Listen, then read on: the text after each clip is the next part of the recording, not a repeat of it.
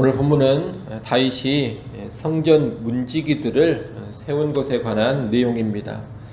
성전 문지기는 성전이 부정해지는 것을 막고 성전의 경비를 책임지는 사람들입니다. 이들은 우선적으로 성전에 부정한 것이나 부정한 사람이 들어가는 것을 막는 일을 했습니다. 그리고 전쟁 시에는 성전을 지키기 위해 군사로 싸우기도 했습니다. 이들은 성소에서 직접 섬기는 일을 하는 것은 아닙니다.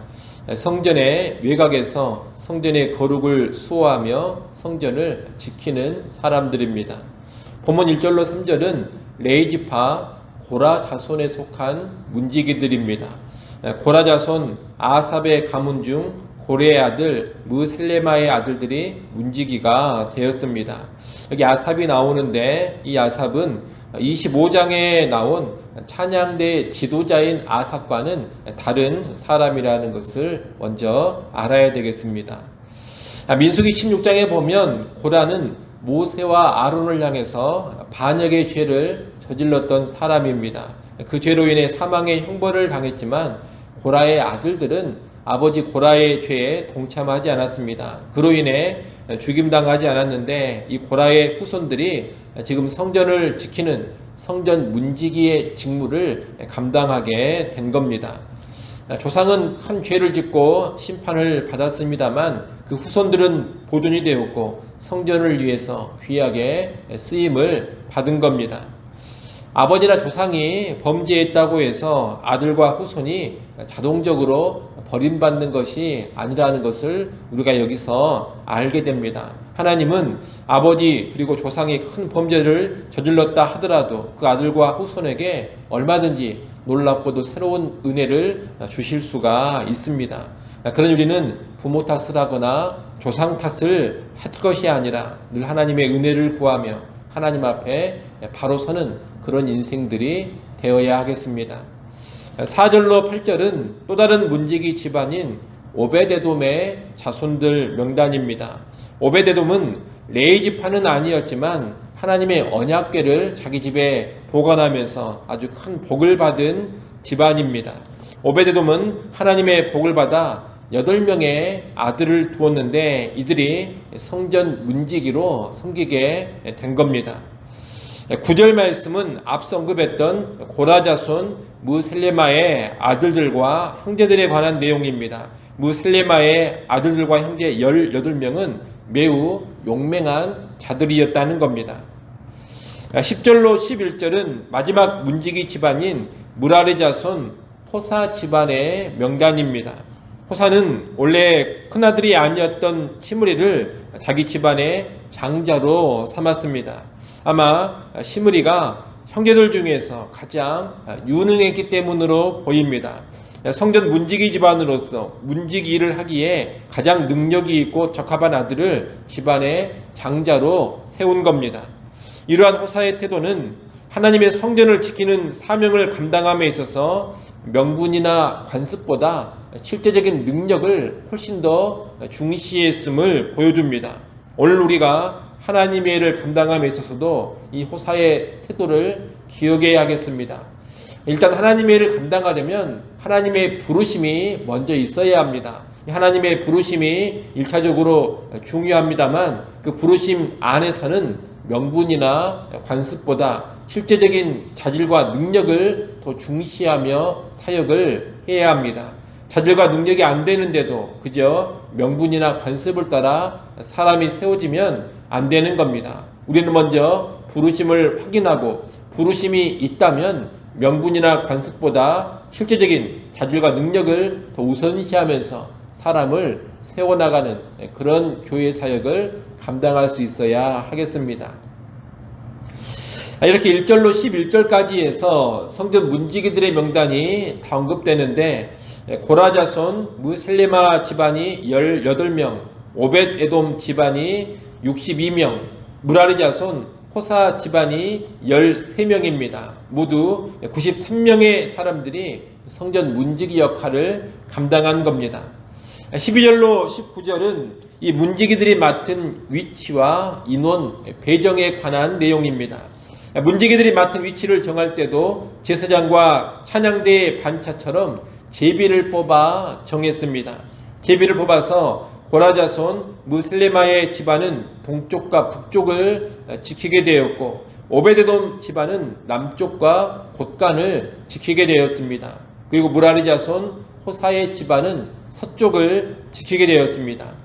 인원 배정을 보자면 동쪽 문에는 매일 6명, 북쪽 문과 남쪽 문에는 각각 4명씩, 그리고 곳간에는 2명씩이 배치됩니다. 내일 보겠습니다만 20절에 보면 곳간에는 성전 곳간과 성물 곳간이 있기 때문에 곳간에는 총 4명이 배치되는 겁니다. 그리고 서쪽 큰 길에는 4명, 뜰에는 2명을 배치했다고 합니다. 이 인원 배정을 보면 매일 24명씩, 24명씩 문지기들을 세워서 성전으로 드나드는 모든 문과 길을 지키게 했습니다. 여러분, 이 문지기들은 제사장이나 찬양대처럼 성전의 예배와 직접 연관된 일을 하는 것은 아닙니다. 하지만 이들 역시 여호와의 성전을 섬기는 사람들이고 성전의 거룩을 지키는 사람들입니다. 특히 성전의 거룩을 지키는 이들의 직임은 아주 중요합니다. 이들이 문지기 역할을 제대로 하지 못하면 성전에는 온갖 부정한 것들, 그리고 부정한 사람이 쉽게 들어와서 성전을 오염시켜 버립니다. 그러니 이들의 직임은 결코 가벼운 것이 아닙니다. 직접적으로 예배를 주관하고 예배 시간에 찬양을 하는 그런 직임은 아니지만 성전의 거룩을 지키는 데 있어서 이 문지기들의 직임이 아주 중요하다는 겁니다. 그래서 이 성전 문지기는 아무나 하는 것이 아닙니다. 오늘 본문에 보면 성전 문지기들인 이 사람들을 소개할 때 이들이 용맹한 자들이요 능력자들이었다라는 것을 거듭 강조하고 있습니다. 8절 말씀을 여러분이 한번 읽어보십시오. 8절 말씀 읽습니다.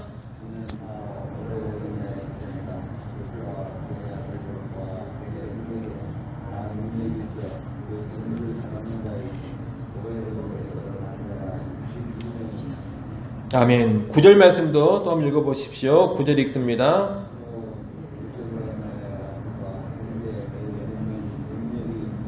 아멘. 여기 보면 문지기 집안인 오벳에돔의 집안과 무셀레마의 집안 사람들이 다 능력이 있는 자들이다, 그렇게 말하고 있습니다.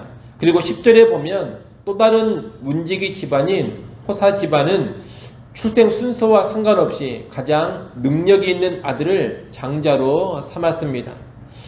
또 14절에서는 셀레마의 아들 스가랴는 명철한 모사라, 그렇게 말하고 있습니다. 여기서 말하는 셀레마는 9절에 있는 무셀레마를 가리키는 다른 표현의 이름입니다. 문지기인 스가랴가 아주 뛰어난 지혜자라는 겁니다. 이렇게 성전을 지키는 문지기들을 가리킬 때 계속해서 능력이 있는 자들이다, 그리고 명철한 자다, 이런 이야기를 하고 있는 겁니다. 이것은 성전을 지키는 문지기는 아무나 하는 것이 아님을 말하는 겁니다. 능력이 있는 자, 지혜 있는 자가 문지기를 해야 합니다. 그래야지만 성전의 거룩이 제대로 잘 지켜질 수 있기 때문입니다. 무기력하고 무능하고 지혜가 없으면 무엇이 더럽고 무엇이 부정한 것인지 분간도 하지 못하고, 또 더러운 것이나 부정한 사람이 들어오고 할 때에도 들어올 때 강하게 막지를 못하게 됩니다. 지혜도 있고 힘과 능력도 있고 강단도 있어야 막을 것을 강하게 막아서는 겁니다. 이런 문지기 역할은 오늘날 교회의 거룩을 지켜야 하는 우리 그리스도인들의 책임을 잘 가르쳐 줍니다. 우리 그리스도인들은 영적인 문지기로 교회에 있다라는 것을 잘 알아야 합니다. 그래서 우리 그리스도인들은 예배의 거룩을 손상시키거나 교회를 세속화시키는 온갖 더럽고 부정한 것들을 막아내야 합니다. 죄나 악한 것들이 쉽게 교회 안으로 들어오지 못하도록 미리미리 차단을 시켜야 합니다. 이를 위해서 우리 그리스도인들은 지혜로워야 하고 힘과 능력도 있어야 합니다. 무엇이 예배를 오염시키고 무엇이 교회의 거룩을 훼손하는 것인지, 무엇이 교회를 세속화시키는 것인지를 명확하게 잘 분별해야 합니다. 지혜가 있어야 하는 겁니다. 또한 그런 것들이 교회 안에 들어오려고 할 때 아주 강하고 단호하게 차단시킬 줄도 알아야 합니다. 힘이 있어야 되고 능력이 있어야 되고 강단이 있어야 하는 겁니다. 모든 성도들이 그런 역할을 잘 감당해야 되고, 특별히 교회의 지도자들은 더더욱 남다른 지혜와 힘과 능력으로 그런 역할을 탁월하게 감당해야 합니다.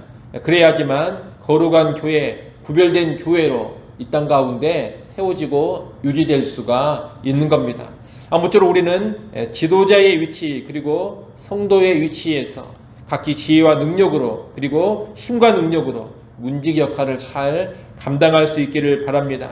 크고 작은 죄악과 세속의 흐름에 우리의 예배와 공동체의 거룩이 유린되는 일이 없도록, 또 그러한 분위기에 지배당하는 일이 없도록 언제나 깨어서 영적인 문지기 역할을 잘 감당하는 우리 모두가 될 수 있기를 간절히 소원합니다. 기도하겠습니다.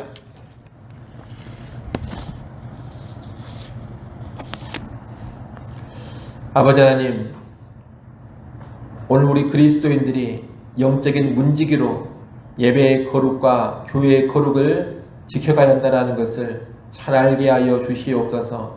예배가 변질되고 오염되고 타락되는 일, 그리고 교회가 세속화되는 일을 우리가 막아서게 하여 주옵소서. 이를 위해 우리에게 지혜를 더하시고 힘과 능력을 더하시기를 간절히 바라고 원합니다. 지혜로운 성도들, 힘과 능력이 있는 성도들 되어서 분별할 것을 잘 분별하게 하시고 막아야 할 것을 강하게 막아서게 하여 주옵소서. 특별히 지도자들을 붙잡아 주시어서 우리 지도자들은 더욱더 탁월한 지혜와 더 큰 힘과 능력으로 교회의 거룩, 예배의 거룩을 지켜가게 하여 주옵소서. 그래 우리 영광교회가 주님 다시 오시는 그날까지 거룩을 잘 유지해 갈 수 있도록 도와주시고, 주님 다시 오시는 그날까지 경건하고도 깨끗한 교회, 세속화되지 않는 교회로 세워지고 쓰임받게 하여 주시옵소서.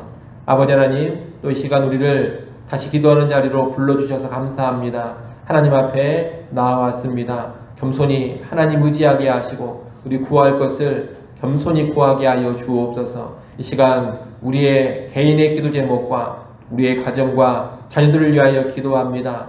교회와 나라와 민족을 위하여, 온 땅의 복음화를 위하여 기도합니다. 넓은 제목, 넓은 관심을 가지고 기도할 줄 알게 하시고, 또한 우리의 기도의 제목 우리 하나님 들으시고 선한 응답 허락하여 주시옵소서. 오늘 하루도 주님과 동행하는 하루 되기를 소원하오며 예수님의 이름으로 기도드리옵나이다.